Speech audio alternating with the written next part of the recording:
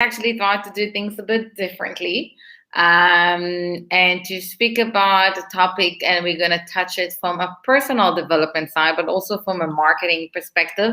So you can see the bigger picture, and it's going to really help you to grow on a personal note and on a business one.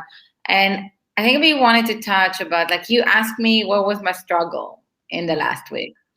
And I said it was, my struggle was a bit of a fear of, kind of rejection, that you're going to do something, you're going to work on something, and then you're going to put it out there like a project that is super important for you, and then you get zero response and no one signing in. And it's scary, right? I see you nodding. Yeah, no, I mean, I relate, because I think from a fear, I mean, my challenges last week was not so much around the fear, but I think in a way that comes into everything, because I think what happens very often is we have a past experience.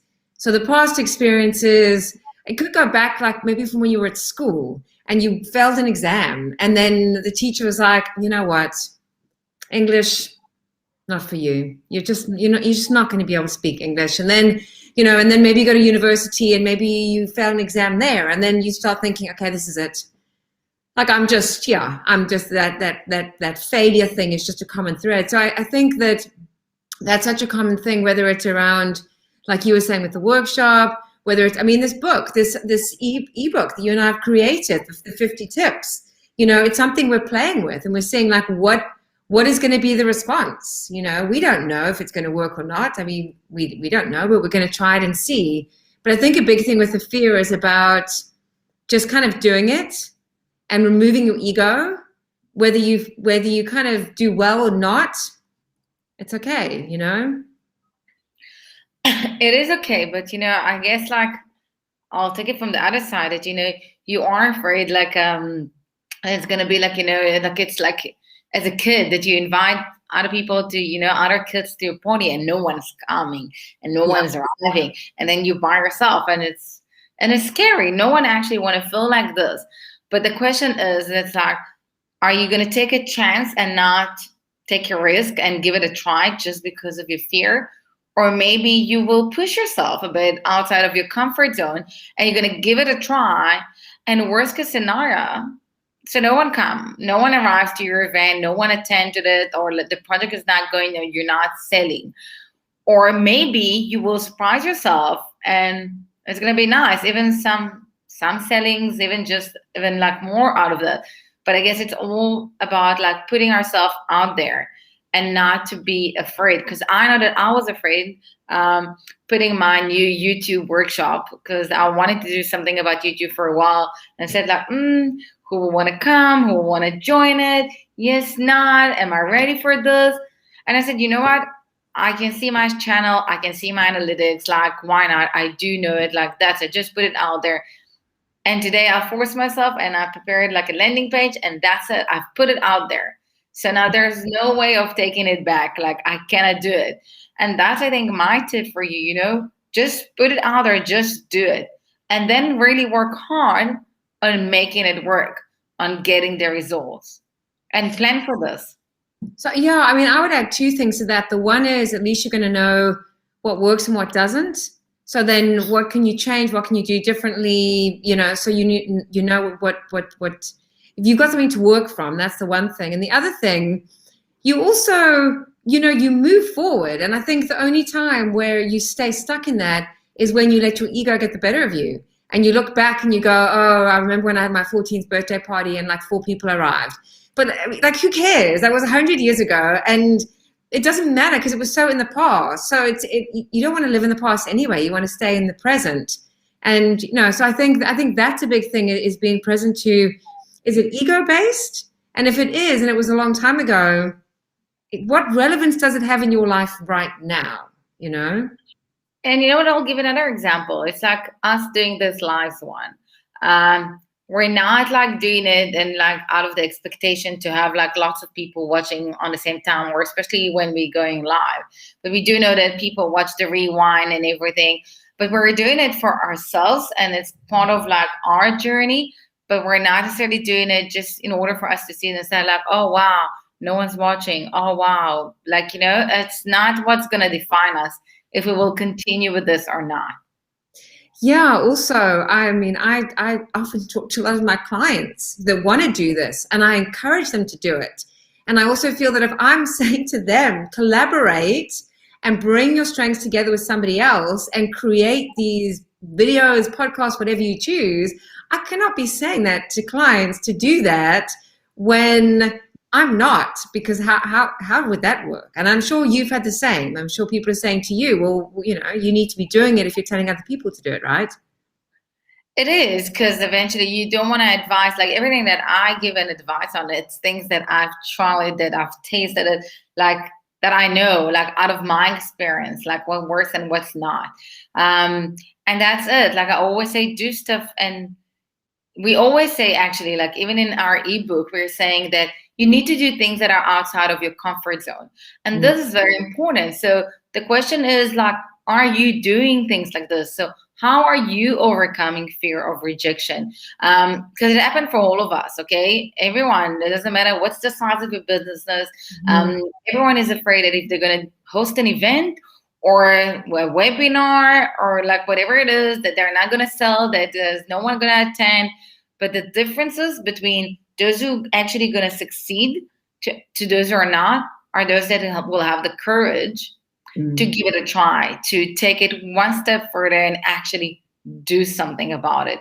Because it's super easy to be like saying, okay, I don't know, maybe it's not going to work. Like I'm going to skip it, like no one else, either way, no one will come, no one will buy it, whatever, like I'm done. I think you also get stuck into that when you stay too comfortable, you start getting bored. And then when you start getting bored, you start getting restless. And when you start getting restless, you're like, what is the meaning of life? And it can go to this spiral as opposed to going, well, you know what, maybe I just try these different things, see what comes from it. And it's also fun to play. It's fun to play on the different platforms, play with the different things, and just to see what works and what doesn't. And it's your own personal growth that you are going through. It's your journey of figuring out who you are, who is your voice, what is your brand, and who is your niche. Who are the people that are actually interested in what you have to say? And I think you will be surprised, okay? Because I think like the first time you actually do something and you succeed, it's actually going to encourage you and give you the push that you need to do it more often, because you're going to discover that it's actually not so bad. And, for every one of us, it did happen. And I'm sure for you, Bridget, as well, that you said, like, I'm going to host like a networking or any type of event, and people didn't show up. Oh, yeah.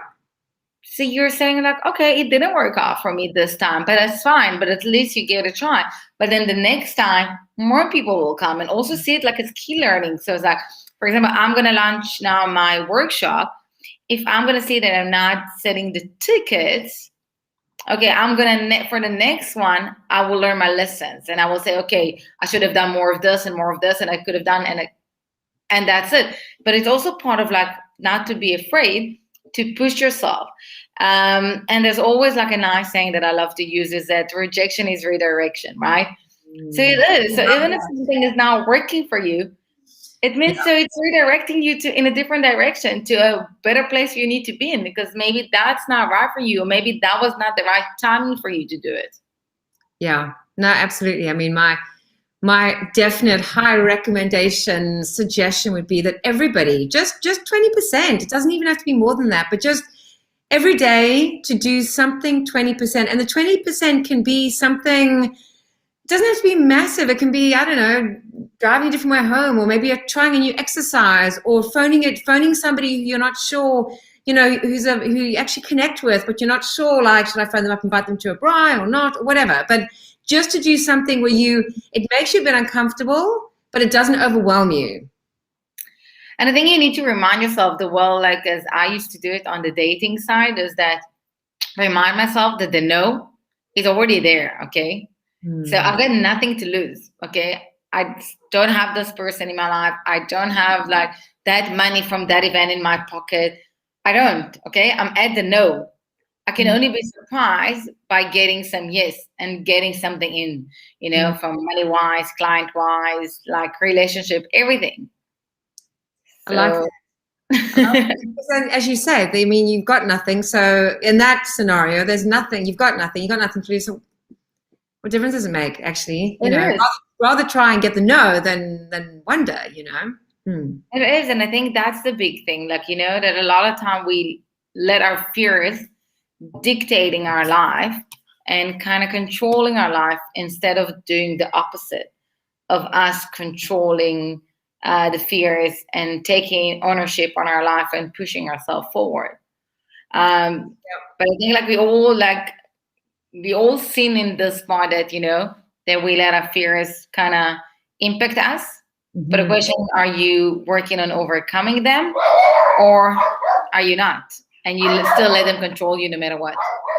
Yeah, absolutely. And that's so. Yeah, if there are people that are interested in just making some changes, making the change within themselves, making some changes in their business, and they're wanting some help with that, let us know. Yes, exactly. So let us also know what you think about this topic, and any other topics you want to share with us, any struggles you experience, and you want to get an advice from a marketing perspective, from a personal development perspective. We here, that's what we're here for. It doesn't matter if you were watching it live or you're watching it after. That's what we're here for. So feel free to share with us. And yes, and we'll see you, by the way, tomorrow. So you're going to see you guys tomorrow. Bye.